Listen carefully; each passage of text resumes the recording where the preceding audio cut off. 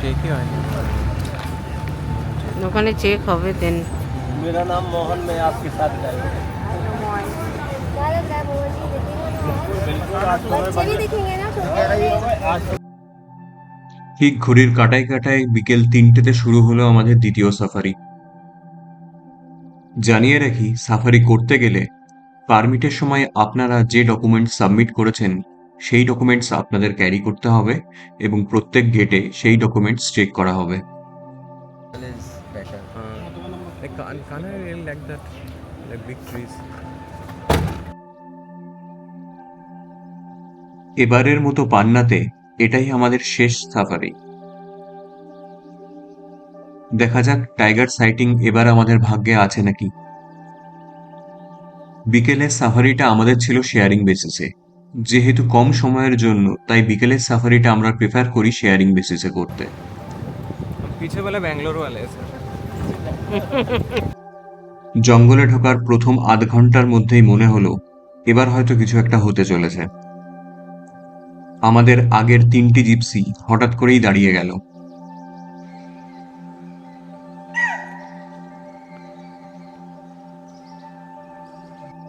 কানে আসলো alarm call, অর্থাৎ আমাদের ডান দিকের জঙ্গলে কিছু তো একটা অ্যাক্টিভিটি চলছে। সবার চোখ জঙ্গলের ডান দিক বরাবর। উৎকণ্ঠা এবং উত্তেজনা সবার মনের মধ্যে একই সঙ্গে কাজ করছে।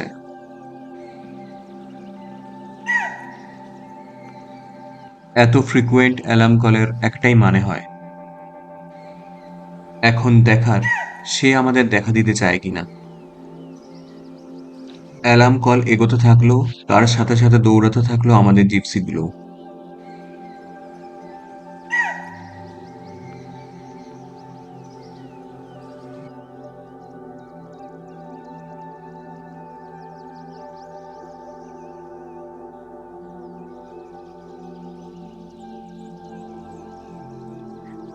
এবার চোখে পড়ল ঘন জঙ্গলের মধ্যে থেকে কিছু তো একটা এগিয়ে আসছে আমাদের দিকে।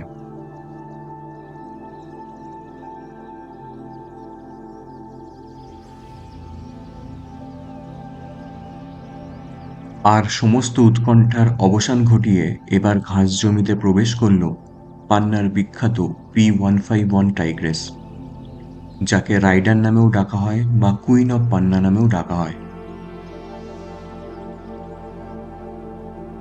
জঙ্গলের মধ্যে দিয়ে আমাদের পাশ বরাবর চলতে থাকলো সে, আর পাশে পাশে চলতে থাকলো আমাদের জিপসিগুলো।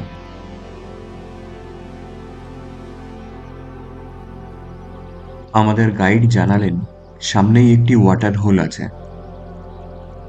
তাই চান্স আছে যে P151 জল খেতে চলেছে।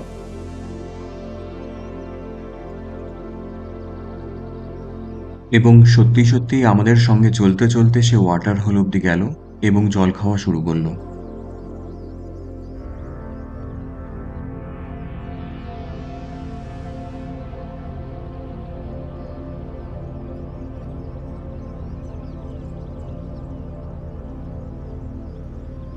শীতকালে বাঘের ওয়াটার হোলের সঙ্গে ছবি পাওয়া বা ভিডিও পাওয়া খুবই ভাগ্যের ব্যাপার। আজ ভাগ্য আমাদের সহায়। জল খেয়ে সে জঙ্গলের মধ্যে ঢুকে গেল এবং আমরা ভাবলাম যে আমাদের সাইটিং শেষ হলো। কিন্তু মনে হয় P151 এর মনে কিছু অন্য প্ল্যান ছিল। সে আমাদের সঙ্গ ছাড়তে মনে হয় এত তাড়াতাড়ি রাজি ছিল না। এখানে জুড়ে দিলাম আমার মিররলেসে তোলা কিছু ক্লিপিংস, যাতে তার জল খাওয়ার ভিডিওটি আপনারা আরও পরিষ্কারভাবে দেখতে পারেন। তার চোখের চাউনি সরাসরি আমার ক্যামেরার দিকে। এ দৃশ্য সত্যি চমকপ্রদ। 10 সেকেন্ডের এরকম মুহূর্তের জন্য 5 ঘন্টা সাফারি করা আমাদের কাছে অন্তত সার্থক।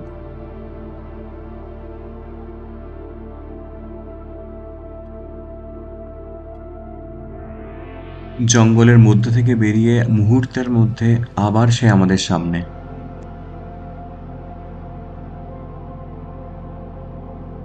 এবং আস্তে আস্তে হাঁটতে হাঁটতে আসতে থাকলো আমাদের জিপের দিকে। যাদের অভিজ্ঞতা নেই তাদের জন্য বলি, বাঘ সাধারণত জিপকে আক্রমণ করে না, শুধুমাত্র একটু মক চার্জ করতে পারে মাত্র। তাই আপনি জিপের মধ্যে থাকলে ভয়ের ততটা কোনো কারণ নেই। P151ও জিপগুলোকে সম্পূর্ণ অগ্রাহ্য করে আশেপাশে চলতে থাকলো।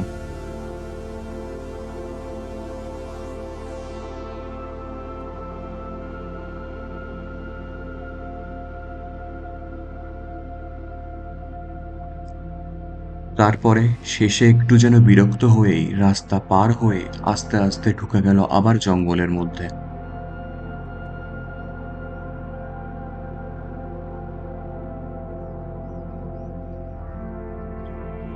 পান্নার দ্বিতীয় সাফারিতেই দুর্দান্ত সাইটিং।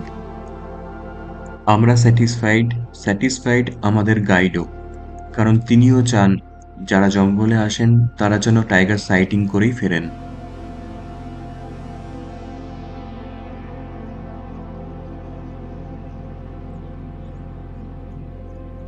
এর সাথে জুড়ে দিলাম আমার ক্যামেরাতে তোলা কিছু ছবি।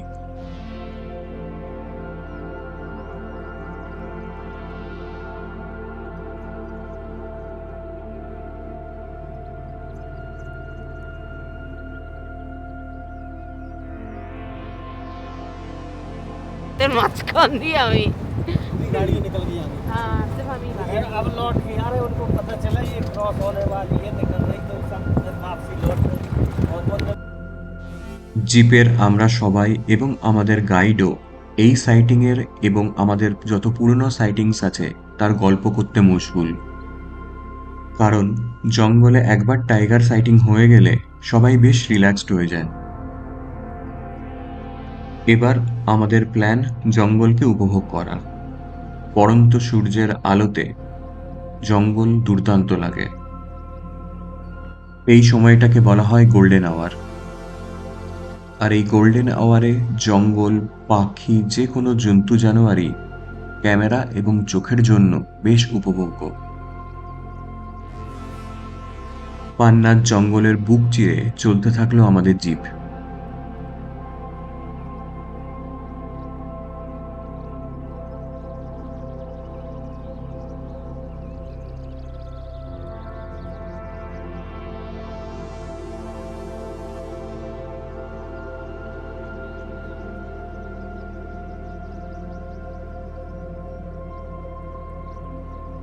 দেখা পেলাম এক সাম্বার ফ্যামিলিরও।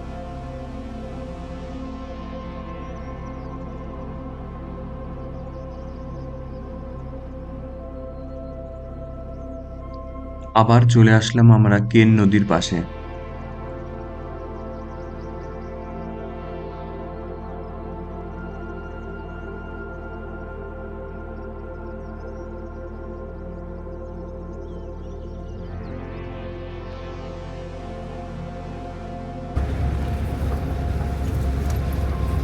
টুপি ফুপি খুলে ফেলেছে।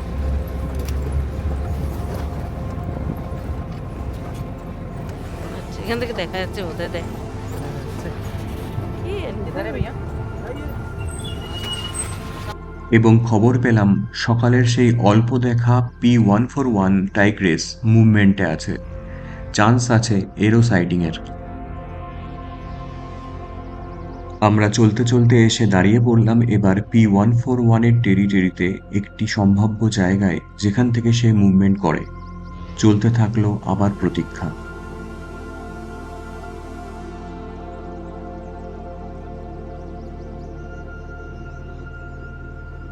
এবং সমস্ত প্রতীক্ষার অবসান ঘটিয়ে জঙ্গলের মধ্যে থেকে ধীর পায়ে এগিয়ে আসলো P141 অথবা সুপার মম অফ পান্না।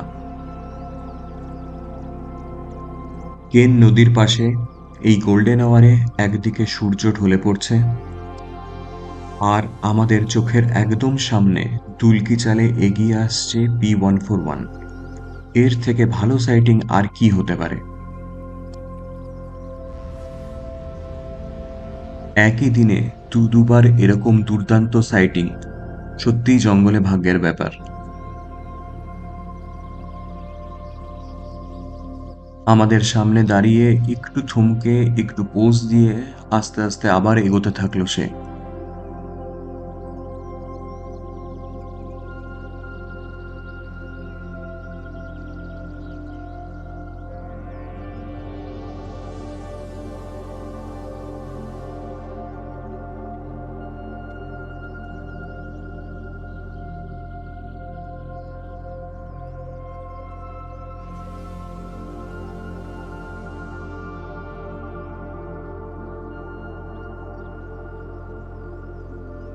এবং আমাদের পেছনে রেখে আস্তে আস্তে P141ও ঢুকে গেল জঙ্গলের মধ্যে। শুনলাম P141-এর সঙ্গে তার কাবজও আছে। কাবস বা লিটার খুব ছোট হলে টাইগ্রেস কখনো তাকে খুব একটা সামনে আনতে চায় না।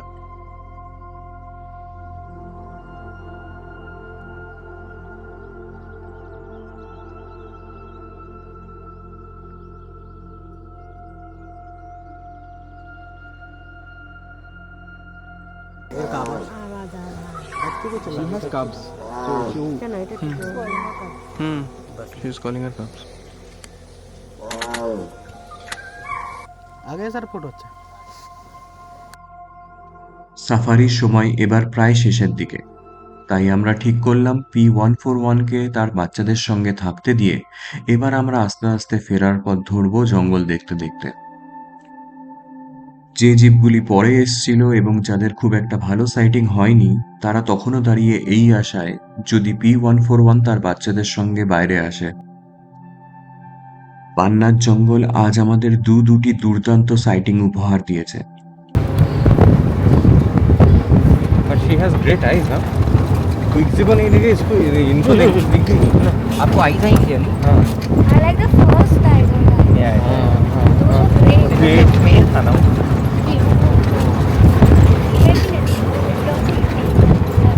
भैया पहला मेल था ना? नहीं फीमेल। अच्छा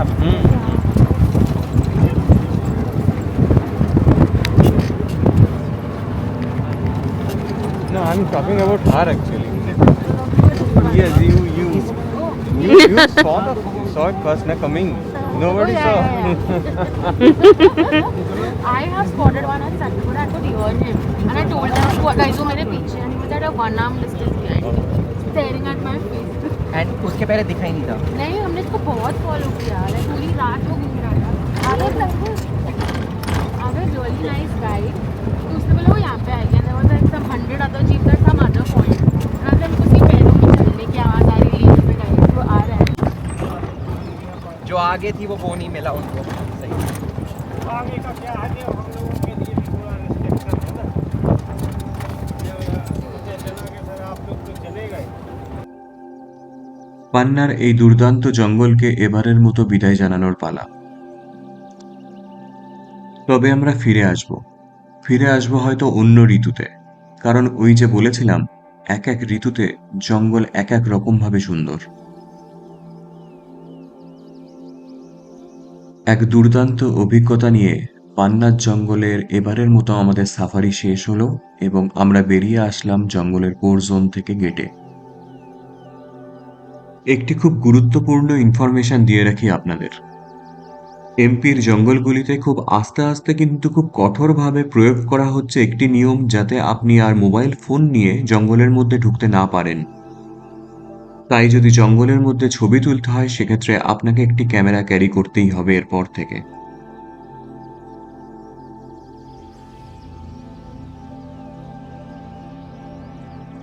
আজকেও পালা তাড়াতাড়ি ডিনার করার, কারণ কাল সকাল সকাল আমরা বেরিয়ে পড়ব সঞ্জয় ডুবরির উদ্দেশ্যে। সঞ্জয় ডুবরিতে একটি দিন থেকে একটি সাফারি করে তার পরের দিন আমাদের গন্তব্য হবে বান্ধবগড়, যেখানে আছে আমাদের পাঁচটি সাফারি।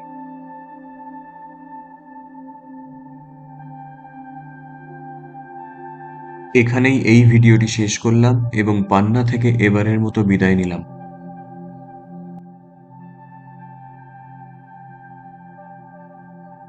ভিডিওটি দেখার জন্য অনেক ধন্যবাদ। আপনাদের সঙ্গে দেখা হবে এরপরে সঞ্জয় ডুবরিতে।